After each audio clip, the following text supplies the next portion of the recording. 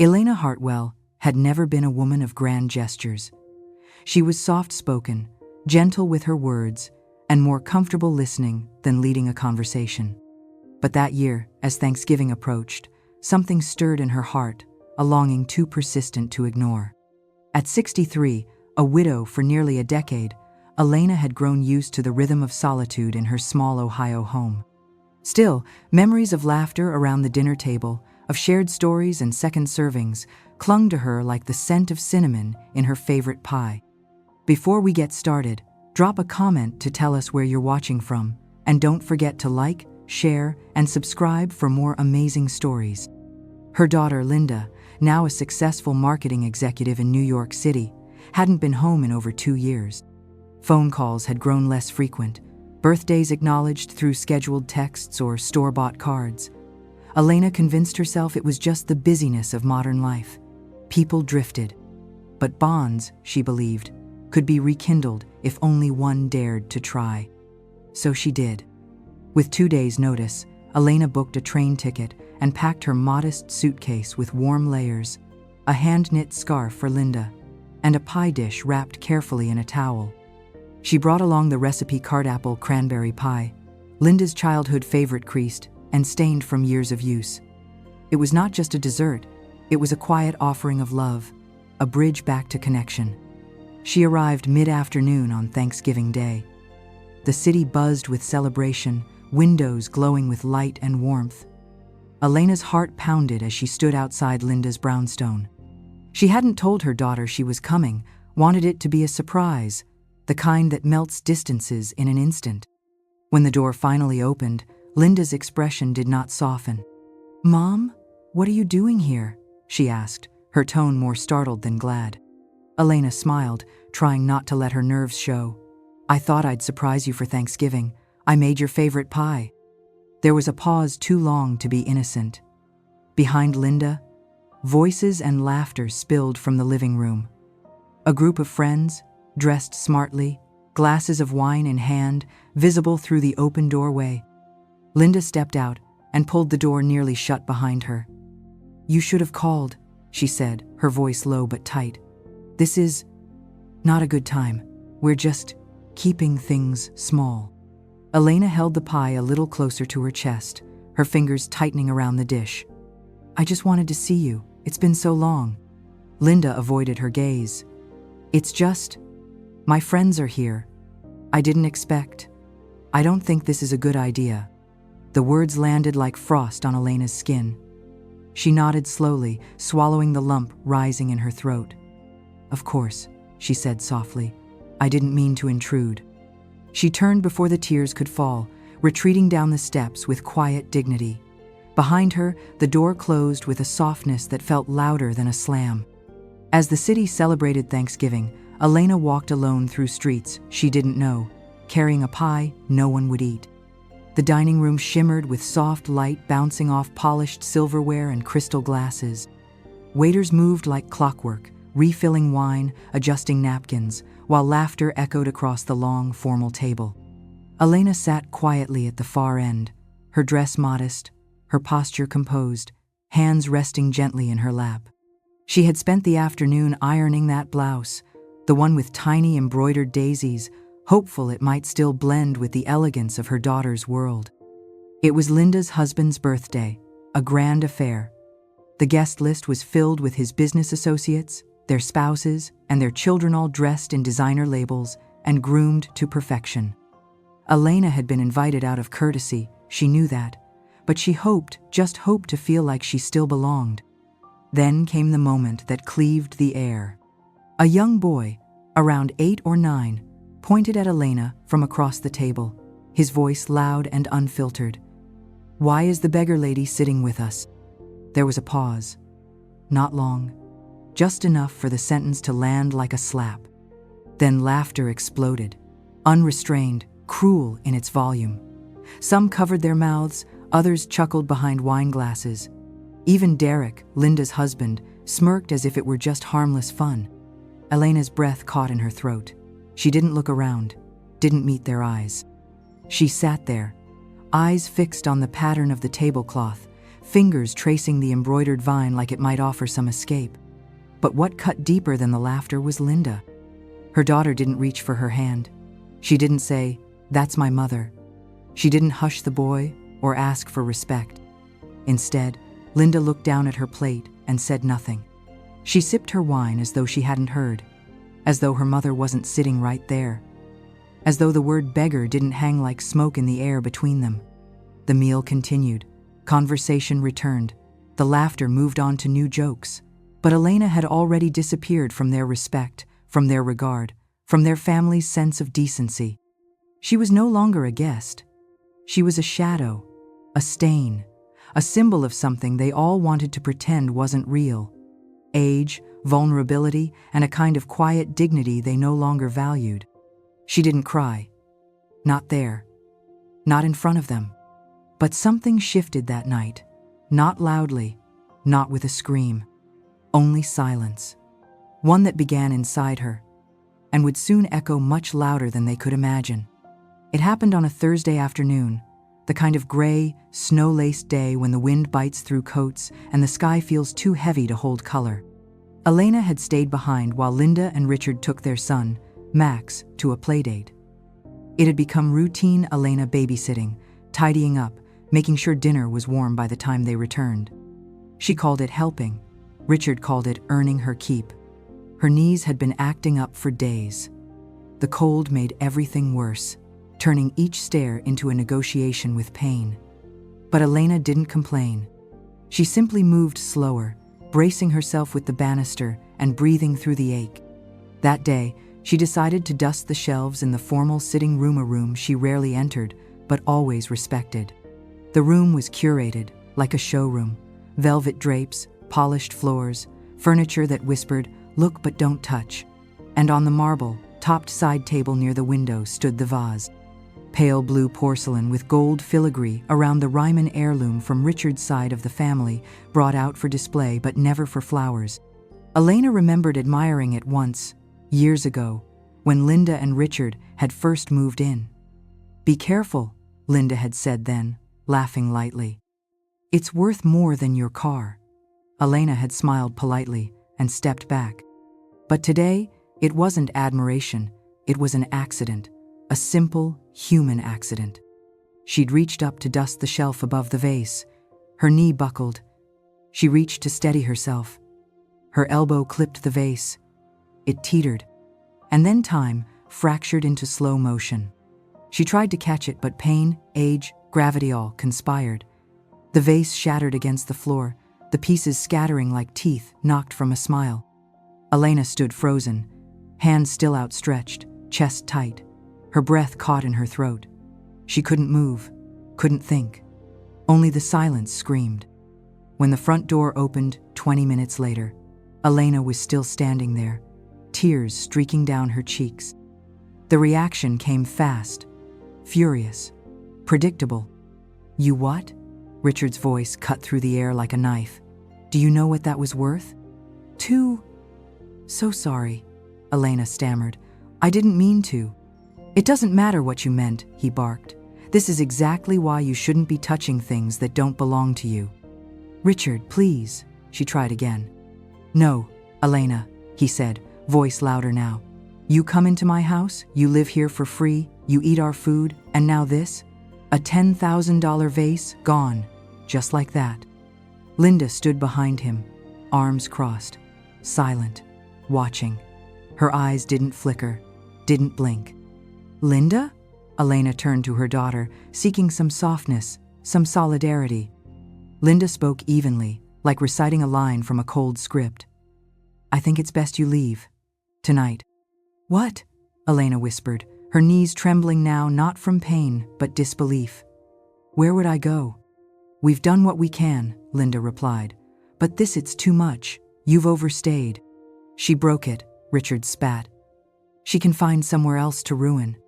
They turned, walked upstairs, left her standing alone. Elena didn't scream, didn't beg. She gathered her coat from the hook by the door, pulled on her boots with quiet, mechanical movements. Her suitcase, still tucked away in the guest room, took less than 5 minutes to fill. She didn't take everything, just enough. Outside, snow had started to fall thin and sharp, like powdered glass. She sat on the front steps for a while, unsure of her destination. Her phone buzzed with a text from Linda. "We'll forward your mail. Please don't come back." That was it. She looked around. The houses on the street were glowing with warm light, yellow windows blinking through the dusk, but none were hers, not anymore. She made her way to the sidewalk, dragging her suitcase behind her. The wheels squeaked over the frozen pavement. Her breath came out in cloudy bursts. Each step was slower, heavier, echoing the truth she now couldn't unsee. Love, when conditional, becomes a transaction. And tonight, she had been declined. She found a bench near the bus stop, wiped off the snow with her sleeve, and sat. A car passed, then another. Nobody looked twice.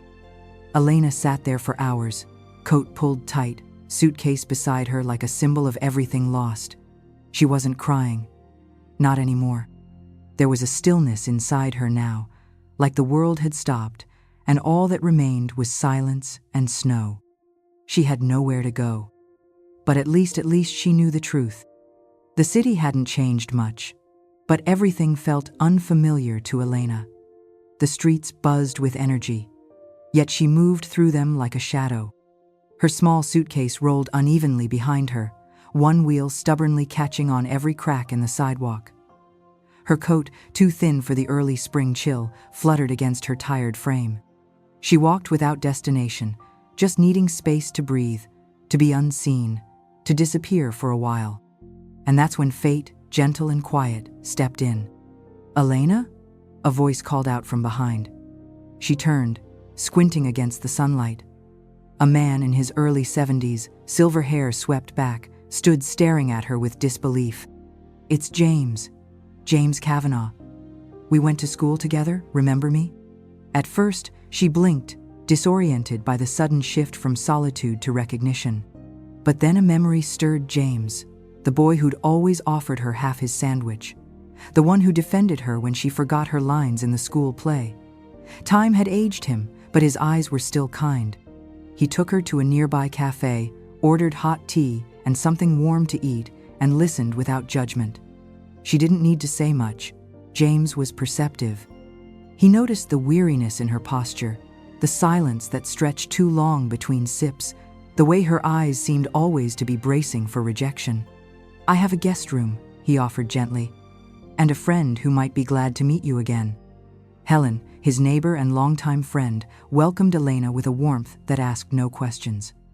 She gave Elena clean sheets, a soft robe, and something she hadn't felt in weeks: dignity. Helen didn't just offer shelter, she offered space to grow. In her cozy kitchen, she invited Elena to cook one evening. The scent of cumin and lemon filled the room as Elena stirred a pot of lentil stew, her hands moving instinctively, memory guiding her more than any recipe. For the first time in a long time, she felt useful. Present. Whole. Word spread.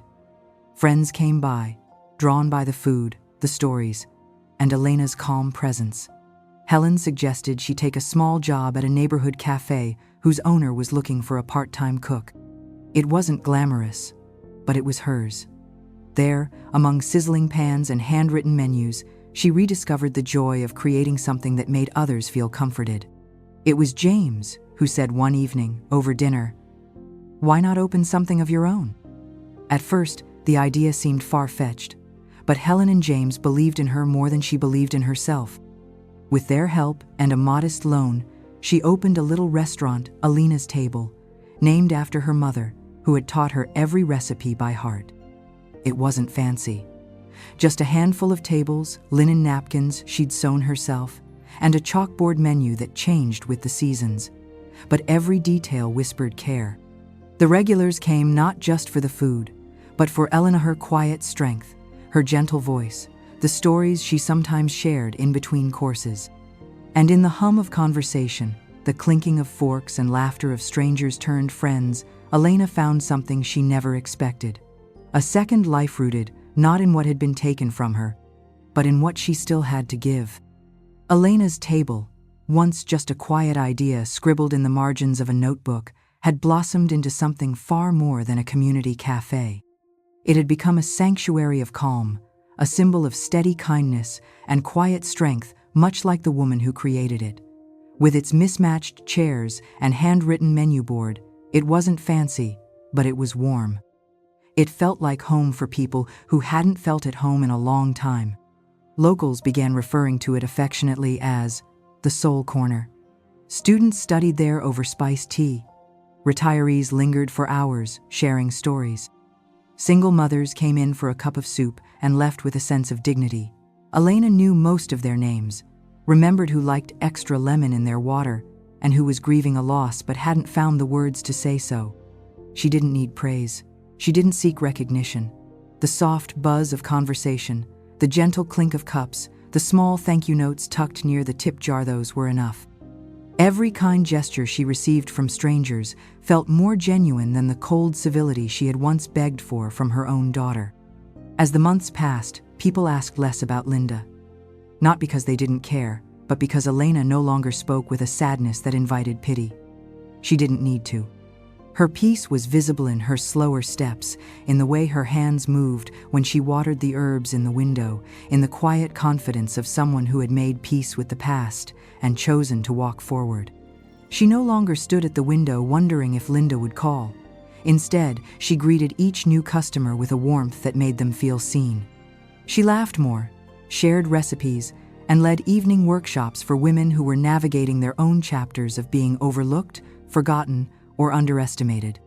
"I thought I needed my daughter's approval to feel whole," she once told a young woman during a late evening cleanup. "But, it turns out, I just needed to remember who I was before the world told me I wasn't enough." Elena had not erased Linda from her life, but she had removed her from the center of it. In that quiet reordering, she found freedom. She no longer waited for a door to reopen. Instead, she opened one for others, and through it came something richer than forgiveness: purpose. Elena's table thrived not because it was a cafe, but because it was a choice, a declaration that healing doesn't always look like reunion. Sometimes it looks like a life rebuilt from the inside out. The foreclosure notice arrived on a Tuesday. Angela stood on the porch with trembling hands, reading the letter aloud while Derek paced behind her, his voice rising in disbelief. "This must be a mistake," he muttered, scanning the paperwork again, sweat forming at his temples. "It's impossible. The bank said we had a grace period. We just needed more time." But time, it seemed, had quietly expired, just like the patience of the woman they once called a burden. Within weeks, the house, once a symbol of status and comfort, was put up for public auction. Angela begged for extensions. Derek tried calling in favors, but the debts had mounted. Without Margaret's pension, quietly covering the grocery bills, the childcare costs, and the energy bills that always seemed to, somehow, be handled, the financial seams burst. When the day of the sale came, Angela and Derek stood at a distance, watching a modest woman step out of a silver sedan. Her posture was straight, her expression calm, and her presence undeniable. Margaret. No makeup, no jewelry, just presence. She didn't bid with drama. She raised her hand once, offered a number with certainty, and didn't blink when it became clear no one else would challenge her. The gavel came down. The house was hers. 2 days later, Angela received a letter: no anger, no accusations, just a clear directive. "This home now belongs to me. Please ensure all personal belongings are removed within 72 hours. I wish you both well, but this chapter has ended. Margaret." Angela crumpled the letter in her hands, her breath short. She couldn't. Derek stood silently beside her, no more reassurances left to give. He had tried calling Margaret, even showing up at her building, but the doorman handed him a card with just the name, The Well House, and the words, "No drop-ins, residents only." 3 days later, Margaret arrived at the property accompanied by a property manager and 2 movers. Angela opened the door hesitantly. "Mom," she whispered. Margaret didn't step forward. She looked at her daughter with the same quiet dignity she had always carried, but now with a firmness Angela had never seen. "This is no longer your home, Angela," she said, her voice composed. "You treated me like a tenant. Now I own the deed. and I'm reclaiming the space you made me feel unwelcome in. But we're your family, Angela pleaded, her voice cracking. You can't just turn your back on us. Margaret blinked slowly, her voice gentle but unwavering. I'm not turning my back. I'm turning the page. She handed Angela a printed statement from her lawyer detailing the official change of ownership. There was no room for debate, no drama, just reality. Angela stood frozen as movers began packing what was left of their belongings into boxes. Derek didn't speak. He knew. The consequences had arrived, not as punishment, but as precision. Later that evening, as Margaret stood alone in the empty hallway of the house she now owned, she took a long breath. The echo in the rooms was no longer hollow. It was clarity. Not vengeance, but justice. She looked out through the living room window, where years ago, her grandson had played with blocks while she folded laundry in silence. She thought of how invisible she'd been, how her every effort was overlooked, her very presence treated like background noise. But not anymore. The walls were still the same, the wallpaper faded, but something fundamental had changed. She had returned not as a guest, but as the rightful owner. And this time, she didn't need to knock. It was a folded piece of paper tucked between utility bills that first caught Margaret's attention, a bank notice addressed to her, but redirected to Angela's email. Curious, then cautious, she asked for a copy of her savings account balance. What she received made her hands tremble. Several months prior, a transfer had been made. Not a small one. It was nearly the full amount of a retirement fund she'd quietly built over decades. Margaret remembered the form Angela had handed her at the kitchen table, saying it was just for automatic deposit setup for groceries and bills. She had signed it without her glasses, trusting. But trust, she realized, is only sacred when it's earned, not taken for granted. Quietly, without confrontation or warning, Margaret contacted an attorney. She didn't want drama. She wanted clarity and accountability. Legal proceedings were initiated with dignity, not vengeance. Angela was served the papers 2 weeks later, her shock as visible as the guilt buried beneath. "You're suing me?" she cried, eyes wide, voice breaking. "I'm reclaiming what's mine," Margaret answered calmly. "This isn't about punishment, it's about truth." The process was swift and clear. The court found the transfer deceptive and invalid. The money was returned. But what was truly restored was not the sumit, was Margaret's sense of self. Angela came to see her days later, eyes swollen from tears, voice shaking with remorse. "I didn't think you'd ever know. I didn't think it mattered." "It mattered," Margaret said, not unkindly. "Not just the money, but the assumption that I wouldn't see or wouldn't act. You didn't lose me, Angela. You gave me away." Angela sobbed quietly. Margaret didn't offer a hug. She didn't promise things would be the same. She simply said, "If you want to rebuild this, it won't start with guilt. It will start with respect." And then, she closed the door gently, not in anger, but with the grace of a woman who had chosen dignity over duty. Margaret didn't just find peace, she built it. As months turned into seasons, the well house blossomed under her quiet guidance. The rooftop garden she once tended alone became a haven where laughter bloomed alongside rosemary and thyme. Former strangers grew into a community, women once discarded or overlooked, now rebuilding their lives with dignity and strength. Margaret expanded her work beyond the building. She partnered with local programs to offer financial literacy classes and storytelling circles, teaching other women how to reclaim their narratives. Some came to her timid and bruised, unsure of their worth. She welcomed them not as victims, but as future builders. Each week, she hosted quiet gatherings where tea was poured with care and every voice was given space to be heard. People began to notice, not just the media or city officials, but neighbors, schools, even young girls walking by who now saw an elderly woman not as someone fragile, but as someone fierce.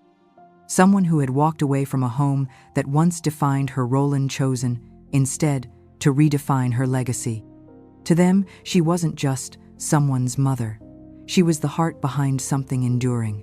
When asked, once, by a local journalist if she had forgiven her daughter, Margaret smiled gently.